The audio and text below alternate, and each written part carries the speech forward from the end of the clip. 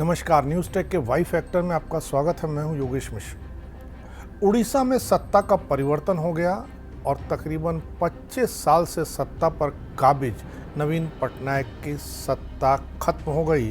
पहली बार भारतीय जनता पार्टी ने उड़ीसा में अपनी सरकार बनाई है। पर सबसे महत्वपूर्ण बात है कि सत्ता के केंद्र में भगवान जगन्नाथ के मंदिर का आ जाना है। भारतीय जनता पार्टी की सरकार बनने के तुरंत बाद वहां के मुख्यमंत्री मांझी ने भगवान जगन्नाथ के मंदिर के चारों द्वार खोलने का ऐलान कर दिया और यह उड़ीसा भारतीय जनता पार्टी के अपने एजेंडे का सवाल था। उसके घोषणा पत्र में भी यह बात दर्ज थी। अपने पूरे प्रचार में भी भारतीय जनता पार्टी ने भगवान जगन्नाथ के मंदिर के चारों द्वार खोलने की बात कही थी।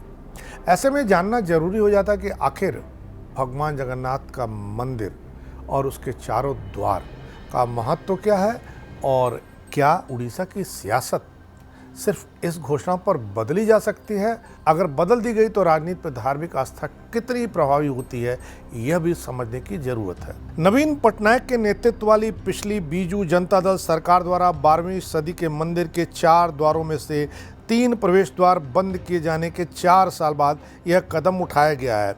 पुरी का जगन्नाथ मंदिर भारत में सबसे प्रतिष्ठित हिंदू मंदिरों में से एक है। यह भगवान जगन्नाथ की पूजा के लिए समर्पित है। इस मंदिर में भगवान जगन्नाथ के भाई बलभद्र और उनकी बहन सुभद्रा की भी मूर्ति है। यह हिंदुओं के चारों धाम में से एक धाम माना जाता है। जगन्नाथ मंदिर के 4 द्वार इसकी 4 दीवारी के मध्य बिंदुओं पर स्थित हैं और 4 दिशाओं की ओर मुख किए हुए हैं। इनका नाम अलग अलग जानवरों के नाम पर रखा गया है। पूर्व की ओर मुख किए हुए मुख्य प्रवेश द्वार को सिंह द्वार कहा जाता है, जिसमें शेरों की 2 पत्थर की मूर्तियां पहरा देती हैं। लोकप्रिय मान्यता के अनुसार जो लोग सिंह द्वार से इस मंदिर में प्रवेश करते हैं वे मोक्ष प्राप्त करते हैं। उत्तर के द्वार को हस्ती द्वार यानी हाथी द्वार कहा जाता है। दक्षिण के द्वार को अश्व द्वार कहते हैं और पश्चिम का प्रवेश द्वार व्याघ्र द्वार कहलाता है। लोकप्रिय मान्यता के अनुसार अश्व द्वार से प्रवेश करने से काम वासना से मुक्ति मिलती है। व्याघ्र द्वार से प्रवेश करने वाला व्यक्ति सही व्यवहार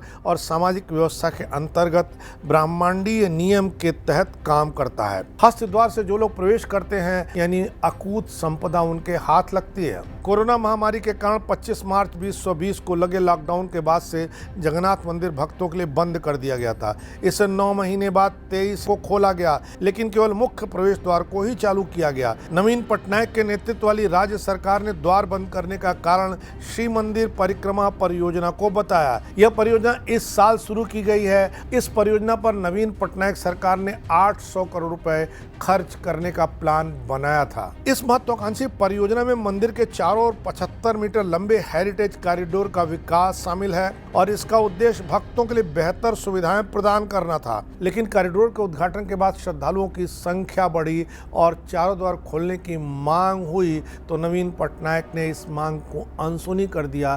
सारे भक्तों को सिंह द्वार के मार्फत ही मंदिर में प्रवेश करना पड़ता था, इसलिए बड़ा सियासी एजेंडा बन गया। उड़ीसा में ही नहीं पूरे देश भर में चारों द्वार खोलने का सवाल इतना महत्वपूर्ण हो गया कि भारतीय जनता पार्टी ने इसे अपने एजेंडे का हिस्सा बना लिया। भाजपा ने बीजू जनता दल सरकार पर मंदिर के देवताओं और उनके भक्तों के बीच बाधा बनने का आरोप लगाया। यहां तक कि द्वारों के बंद होने को उड़ीसा अस्मिता से जोड़ दिया। यह सब तब हुआ जब भारतीय जनता पार्टी ने बीजू जनता दल में एक आईएएस अधिकारी वीके पांडियन के बढ़ते हुए महत्व को भी अपने एजेंडे का हिस्सा बनाया। तमिलनाडु में जन्मे उड़ीसा काडर के इस अधिकारी के बारे में यहाँ तक कहा जाने लगा था कि नवीन पटनायक अपनी विरासत उसे ही सौंपेंगे।